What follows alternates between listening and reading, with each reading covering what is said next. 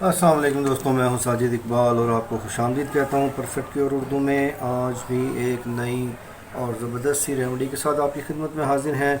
आज जो रेमेडी हम बनाने वाले हैं ये तबख़ीर मैदा, यानी मैदे में गैस का बनना और गैस की वजह से पट्ठों में दर्द का रहना, जिस्म में दर्द का रहना, इन चीज़ों के इलाज के लिए आज की रेमेडी हम बनाने वाले हैं। तो ये रेमेडी नहायत ही सिंपल और सादा है और किचन में मौजूद चीज़ों की मदद से आप आराम से बना सकते हैं। इस रेमेडी को बनाने के लिए आपको किन किन चीज़ों की ज़रूरत है उसकी तरफ हम चलते हैं। मेरे सामने मौजूद है सबसे पहले चीज़ अजवाइन, देसी अजवाइन आप लेंगे। दूसरी चीज़ जो इसके लिए चाहिए ये है जी लौंग, और तीसरी चीज़ जो इसके लिए हमें दरकार है ये है जलवत्री या जावित्री, और चौथी चीज़ जो इसके लिए हमें चाहिए है दालचीनी। तो इन चार चीज़ों की मदद से आज की रेमेडी हम बनाएंगे। और इसकी तरकीबें तैयारी की तरफ जाने से पहले मैं अपने दोस्तों से गुजारिश करूंगा कि जिन लोगों ने अभी तक मेरा चैनल सब्सक्राइब नहीं किया वो इसे सब्सक्राइब कर लें, बेल आइकॉन पर क्लिक कर लें ताकि आने वाली वीडियोज़ का नोटिफिकेशन उनको बर वक्त मिल सके। इस वीडियो को लाइक कीजिए, अपने दोस्तों से शेयर कीजिए। तो इसकी तरकीब तैयारी की तरफ चलते हैं। इसको आपने तैयार कैसे करना है मैं आपको मिकदार बता देता हूँ इन तमाम चीज़ों की।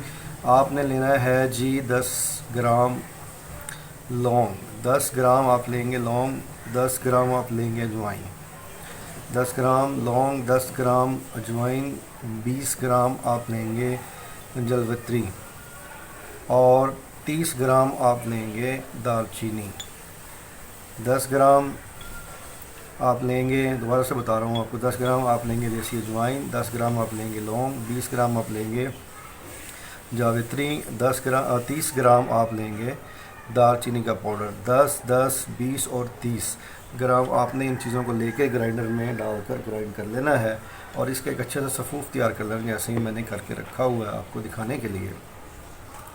तो ये इस तरह का एक सफ़ूफ फक्की बन जाएगी।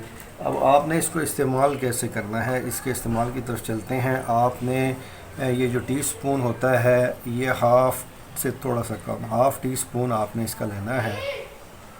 ये आप देख सकते हैं, ये इतना आप इसको लेंगे सुबह दोपहर शाम, खाने के आधा घंटा के बाद आपने इसको इस्तेमाल करना है।